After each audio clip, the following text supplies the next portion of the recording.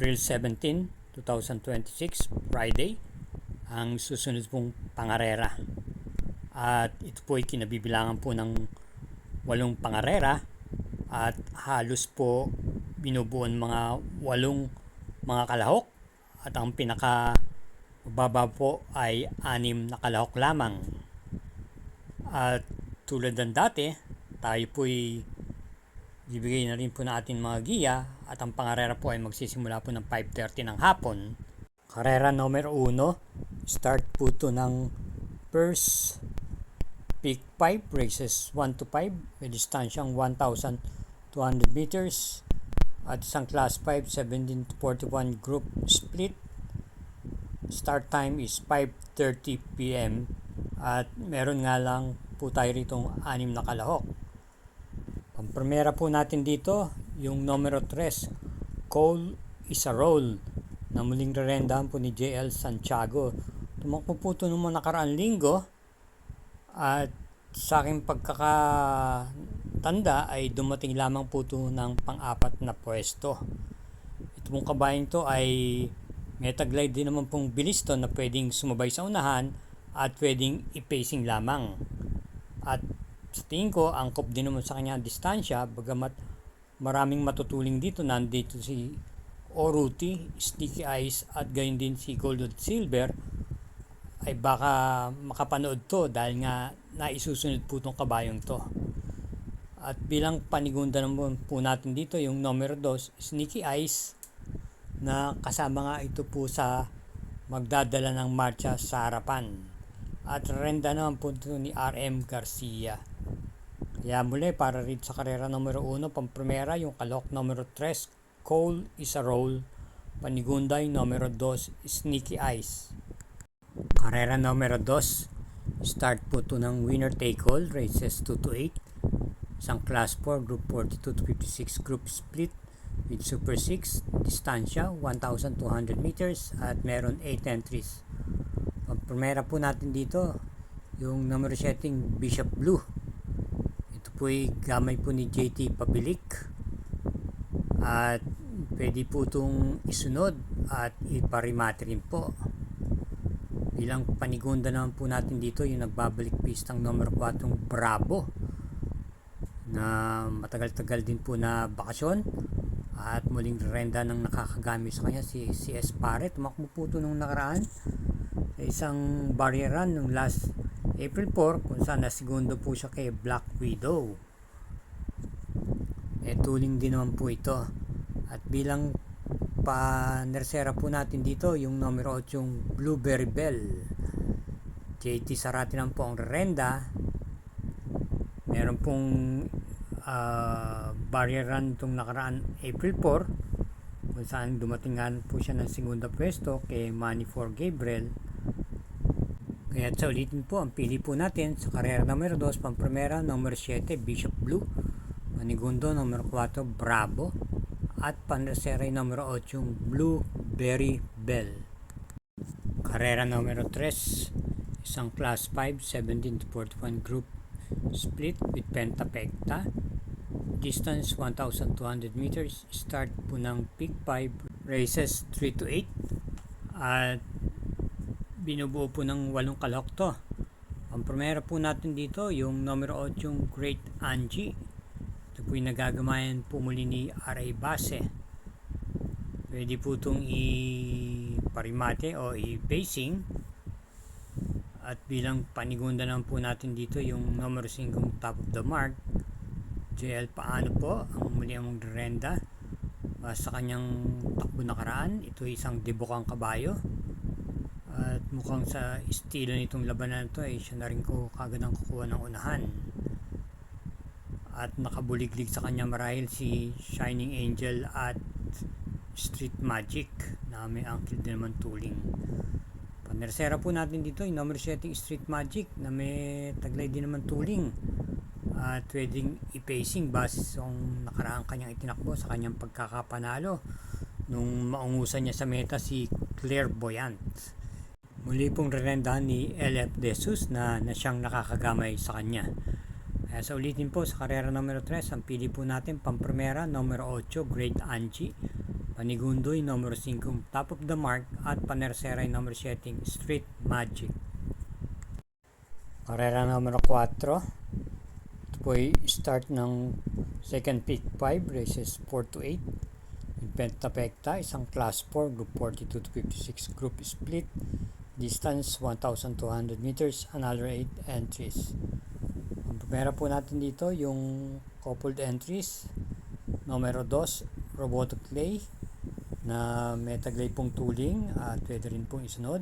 Nagagamayan po ni JB Bakaykay.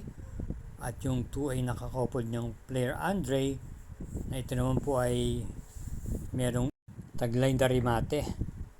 At si JPA Gusi naman po ang rerenda. Bilang panigunda po natin dito yung numero 6, Baba Boom. Ito po ay nagamay po ni J. Gusi. May tulig din po itong kabayang to. Angkop din po sa kanya ang naturang distansyang tatakbuhin. Kaya dito sa karera numero 4, pampromera natin yung coupled entry sa numero 2, Robotic Clay, player Andre, at panigundo yung numero 6, Baba Boom. Muli po tayong dumudulog sa inyo na wag po tayong makakalimot na mag-subscribe, paki-share na rin po at i-hit po natin yung like at notification bell button, at gayon din naman po paki-follow na rin po ang Samut Sari Mangkelos TV FB page. Salamat po. Karera numero 5, distansya 1,200 meters with Super 6, isang class 5, 17 to 41 group split. Ito po ang start ng peak 4, races 5 to 8, 8 entries. First choice natin dito, yung numero 8, Biglang Buhos. Si RC Baldonino po ang magdadala. May taglay din naman tuling at pwede rin po itong ipacing itong kabayong to. At bilang panigundo po natin dito, yung sa likuran po manggagaling, yung numero 3, Beatrius. JR de Ocampo naman po ang magdadala.